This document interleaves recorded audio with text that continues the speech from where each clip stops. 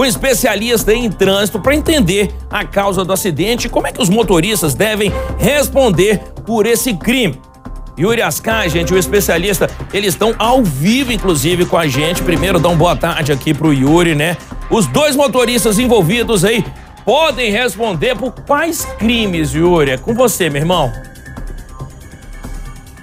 Boa tarde, Fred. Boa tarde a todos que acompanham o Balanço Geral. Pai e filho, né, foram presos, detidos pela polícia em flagrante, respondendo por homicídio doloso, exatamente em função, né, daquela tentativa de fuga. Eles, inclusive, negaram que houve uma tentativa de fuga, mas para o delegado está claro que foram ali 20 segundos de aceleração do ônibus sem nenhum outro motivo, a não ser uma tentativa de fuga, até a batida na traseira da picape e depois, sem controle, o ônibus acabou tombando no canteiro central da BR-070, ali na altura de Ceilândia. O que a gente vai entender aqui? Convidamos o Wellington Matos, que é especialista em trânsito, para conversar com a gente exatamente sobre a dinâmica de tudo que aconteceu, incluindo a atuação de fiscalização. Esse era um ônibus que a NTT, a Agência Nacional de Transportes Terrestres, já sabia que estava irregular desde 2021, sem a documentação para fazer o transporte interestadual de passageiros, e ele já havia sido apreendido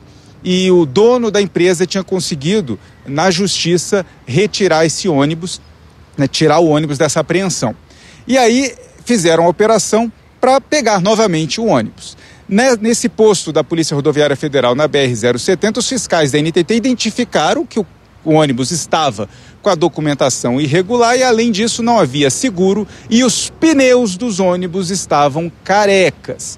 Esse ônibus, então, a documentação foi retida ali pelos fiscais da NTT, pelos agentes, e começou ali, então, a NTT escoltando esse ônibus até o terminal de Taguatinga, onde os passageiros seriam deixados. Eu quero entender com o Wellington, especialista em trânsito, primeiramente, boa tarde, obrigado por estar aqui com a gente. Esse procedimento da NTT de permitir que um ônibus, em um dia de chuva, com pneu careca, permanecesse com os passageiros dentro até o destino, até a rodoviária de Taguatinga, é um procedimento padrão? Havia outra alternativa? Boa tarde mais uma vez. Boa tarde, Júlio. Boa tarde, Fred. Boa tarde, os telespectadores aí. Bom, o que acontece? Quando um veículo desse é abordado, já para diferenciar o pirata do outro. Quando ele é abordado e ele é legalizado, a empresa disponibiliza um segundo veículo para transportar essas pessoas. Como esse veículo foi dado como pirata, você não tem essa opção. A opção seria, então, desembarcar todos os passageiros e mantê-los ali na PRF. Mas a PRF não tinha condições de receber esses passageiros.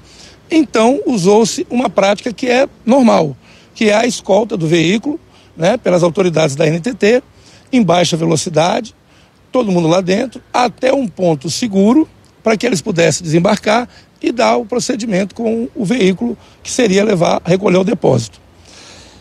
Porém, as condições de piso molhado por conta da chuva, as condições do pneu, que estavam careca, e aí sim a questão da fuga, já que a pessoa já tinha ciência de que ele seria autuado aí em cima das regras novas, das regras da legislação de trânsito.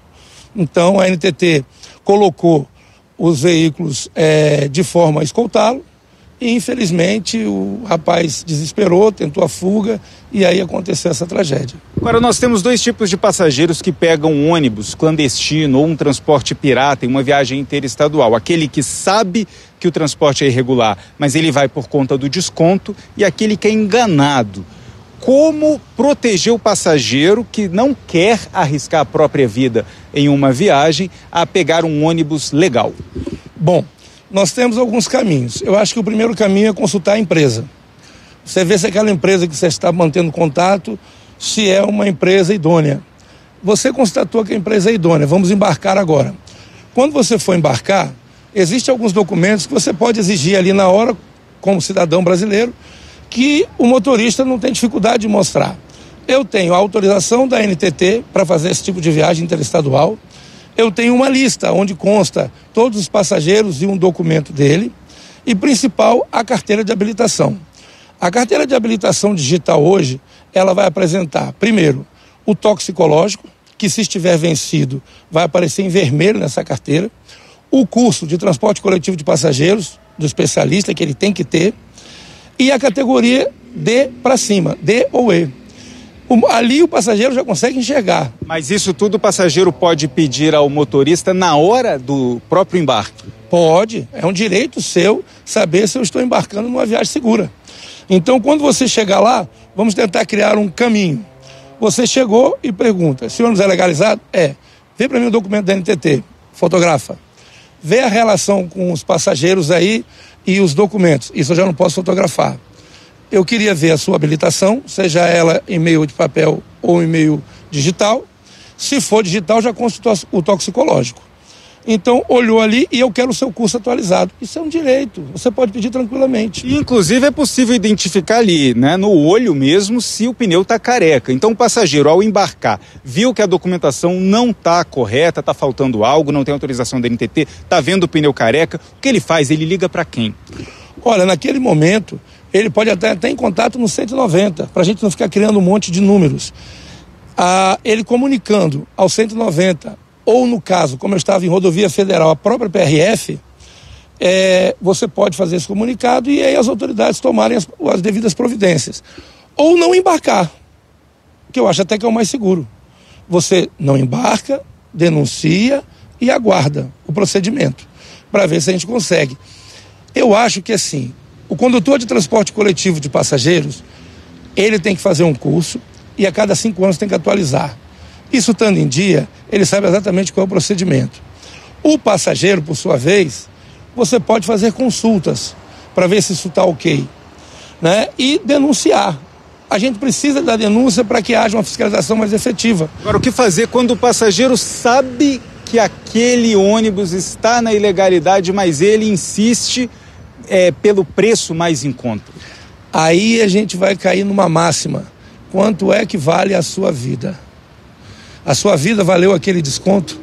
Porque você sabe que você não tem direitos, você sabe que você está totalmente irregular, você não sabe nem se aquela pessoa tem condições de conduzir aquele veículo e você está colocando em risco a sua vida e também a vida de terceiros. Então eu acho que parte do cidadão não embarcar nesses tipos de veículo para que não gere a expectativa de que é uma boa fazer isso. Porque se você começa a não embarcar, ele começa a não receber e ele vai ter que acabar. Então nós podemos também ter a nossa parte nisso daí. Ou seja, não entre em veículo pirata. E se descobrir que é pirata no meio do caminho, para, desembarca, denuncia e toma um outro caminho, para que seu destino não seja óbito. Muito obrigado pela entrevista. Fred, é com você. Cara, a gente discutia, inclusive, aqui no estúdio, né? Todas essas normas aí, era muito bom de ser cumprida, né? Me dá sua habilitação aí, quantas vezes a gente já viu sem, seu exame toxicológico, pneu careca. E a gente discutiu também, pô, aí a pessoa pensa, não, eu já paguei, eu vou entrar com o pneu careca mesmo. Gente, é um errinho que pode ser fatal. Um errinho que pode ser fatal. Yuri, muito obrigado, agradece ele também, tá bom? Meio-dia 37. Pessoal, vambora, porque eu tenho informação nova sobre esse acidente que vai surpreender você.